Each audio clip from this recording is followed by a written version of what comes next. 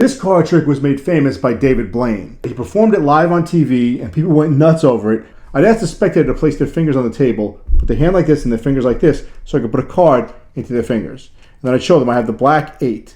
I'd flip the card over, I'd place it into their hand, so I use this deck of cards as if that was a spectator's fingers to hold them. Now I'd ask them, what card are you holding there? And they'd say the black 8. And I'd say, are you sure? Do you trust me? You don't think I changed that card yet? And usually they don't. They think I changed it because I was a little weird about the way I flipped the card over, and I do that on purpose, by the way. And I say, okay, take a look. You can show everybody what card you're holding. So they're going to show everybody it's the 8. I said, that's right. You have the black 8, and I have the black 5. All right, now, if I put the black 5 on top of the black 8, and then I take the black 8 away, now without looking at it, you just tell me, what card are you holding? What card is that right there? And they're going to say, it's a 5. And they'll say, what color is the 5? It's a black 5. Okay. So I put the black 8 on top of the black 5. Without looking at it, what color are the two cards you're holding? Now I've thrown them off because I'm asking a different question. What do you mean what color? Of course, they're black. Both cards are black. And they flip them over, and they've got the red queens.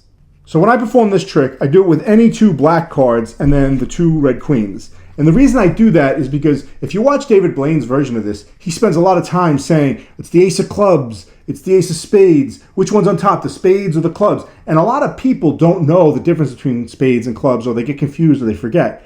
So I thought it was easier to just say, look, I have a black 3 and a black 9, right? Who cares if it's a club or a spade? It doesn't matter. You're going to have a black card, whatever it's going to be, so I have the 3, then the 2 queens, and then I have a black 9 on top. As I'm talking, I'm just going to casually put the cards out, and I'm just going to get a pinky break under those 4 cards. Now I take the top card and I very suspiciously flip it over. And I purposely do it like this.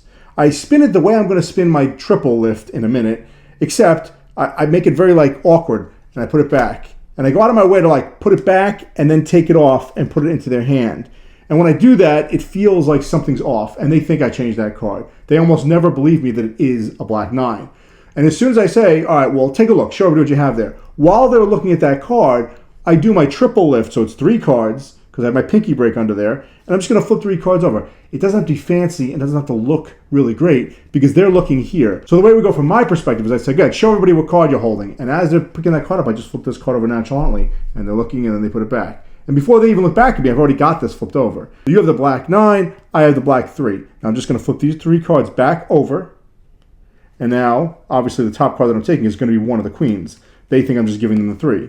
So it's pretty simple. I flip it over and say, okay, look, if I have the black 3 and I put it on top, now this move is very convincing because they just looked at this card a second ago. They just saw that I had a 3 in my hand. And when I put this one here, I immediately flip this card over and I touch it right to the other card. So I don't take it back like, hey, here's the 9 over here. I take it and I go, if I take the 9 away, then what card are you holding right there? Now here's where the switch happens, right? They've got one of the queens, they think they have a 3. I have this 9, and I'm going to do a top change. And the way the top change works, it's a bold move, it looks terrible on camera, and it doesn't ever have to be perfect because it's done on the offbeat. So it's going to look like this. You have the 3, I have the 9. Now without looking, what card are you holding right there? And that's the move. I just switched it for the queen. It's such a simple move, but like I said, it just works. The way it works is you push this card off like you're about to deal it while you're talking. So it's the 9's there. All right. Now while you talk, you just put it back on top like you're putting it down. And then you just grab the other card while you move this deck forward. So the first motion is to pull this card backward. The second motion is to pull the deck forward and switch the card. And that's how the entire switch works. So you got the 9 there. All right. Now what card are you holding without looking at it? And that's it. Now all you have to do is place this card on top and you'll say, look, so then I have to put the 9 on top. Now what color are the cards you're holding? Now when I ask that question, I always just cut the deck once because I have these 2 cards on top.